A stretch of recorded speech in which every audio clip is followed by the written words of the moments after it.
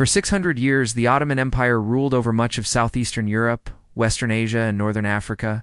They had the longest-lasting dynasty of any major empire, and even survived being outgunned by modern weapons. But what made the Ottomans so enduring, and why should you care about them today? Stick around to find out. If you enjoyed this video, please be sure to hit that subscribe button. The word Ottoman refers to the Turkish dynasty that ruled over this empire. But before they were called Ottomans, they were known as the Turks. Originally, the Turks were a loose confederation of nomadic tribes from Central Asia who migrated westward towards the Middle East in the 11th century. As they journeyed, the Seljuk Turks encountered the Byzantine Empire, which was at that time the continuation of the Roman Empire in the East. The Byzantines were fascinated by the Turks because they were excellent horsemen, and they were Muslim, which meant they could help the Byzantines fight back against the equally nomadic and equally Muslim Seljuk Turks.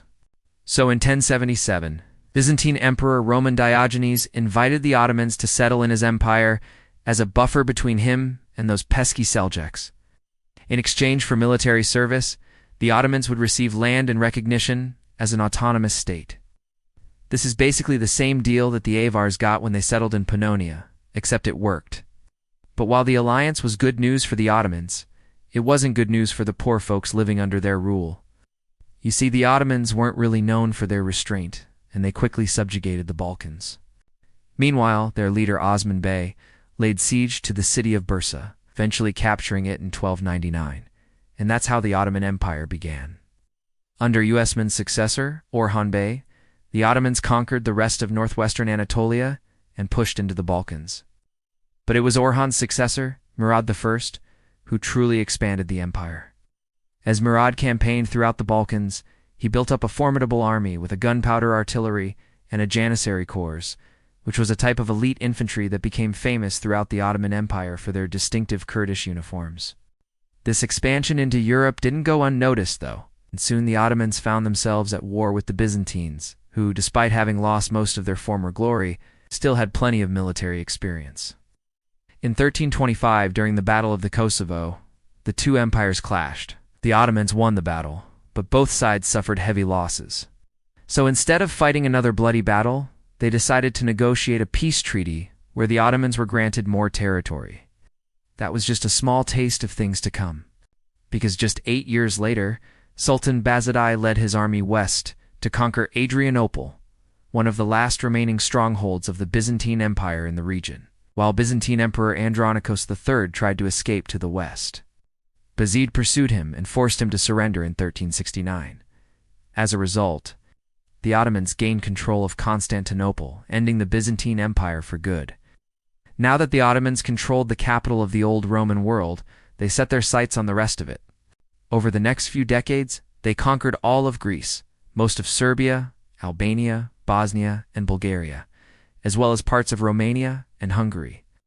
In fact, in 1456, the Ottoman Sultan Mehmed II conquered Belgrade Fortress, which was held by the Hungarians.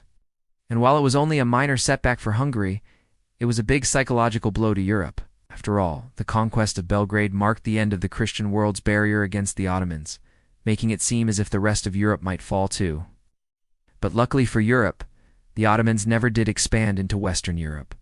Instead, they turned their attention to North Africa, conquering Egypt, Syria, Palestine, Iraq, and Yemen. They also carved out territories in Anatolia, spreading their empire from the edges of Greece to the edges of Iran. At its peak, the Ottoman Empire covered over 4 million square miles, making it the largest contiguous land-based empire in history. But what made this possible was the Ottoman system of government, which was extremely effective in managing such a large and diverse domain. The Ottomans were a religiously tolerant bunch, allowing Christians and Jews to practice their faiths freely as long as they paid their taxes. Plus, thanks to the introduction of accounting rules and the use of European technology, the Ottoman treasury was usually overflowing. And so the sultans could afford to hire European mercenaries to bolster their armies. One of these guys was a certain Frankish soldier named John Castriot, who became famous throughout history as Skanderbeg. Now, after the Battle of Kosovo, the Ottomans weren't really eager to fight another lengthy campaign in the Balkans, so they accepted Skanderbeg's proposal to become a military commander in their ranks. But once he realized how brutal and oppressive the Ottomans were, Skanderbeg switched sides, leading his army of Albanians, Serbs, Bosnians, Hungarians, and Vlachs against the Turks and winning several major battles along the way. In doing so, he successfully halted the Ottoman advance into Europe. And although he died in 1481, his legacy lived on. After his death, many of the states that once fell victim to the Ottomans rebelled, starting with the Hungarian recapture of Belgrade. Then in 1521, the Hungarians, along with the Habsburgs, took back most of Ottoman-controlled Belgrade. Throughout the 16th century, the Ottomans would attempt to take back these lost territories. But every time they did, there would be a rebellion. The Ottomans simply weren't able to hold on to the lands they had conquered. This was due in part to the fact that they could unintegrate the peoples that they had subjugated into their empire. For example, Ottomans didn't want to convert the non-Muslims in their empire to Islam, so instead they created a separate legal and tax system for them. And that meant that those people didn't really have much incentive to remain loyal to the Ottomans.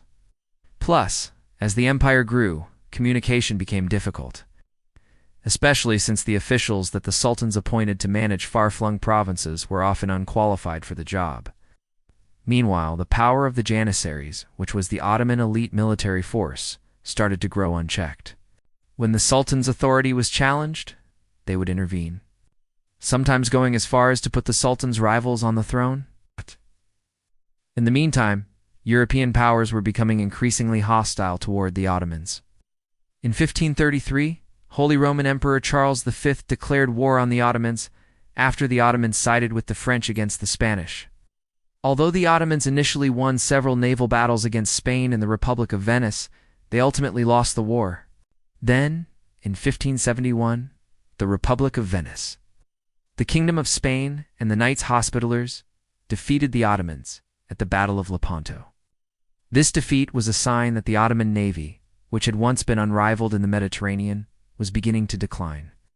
Soon after, waves of internal rebellions broke out across the empire.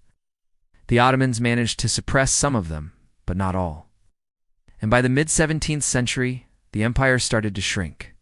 The Ottomans lost Cyprus to the British in 1570. In 1664, the Polish king John III Sobieski invaded and occupied the city of Vienna, which had been under Ottoman control since 1529, and in 1683, the Polish king's army of 70,000 men defeated the Ottoman army at the Battle of Karansabas, liberating Hungary from Ottoman rule. But the Ottoman Empire wasn't ready to give up just yet. In response to this humiliating loss, Grand Vizier Fazil Ahmud Pasha mobilized the Janissaries and rallied the public to declare holy war against Poland.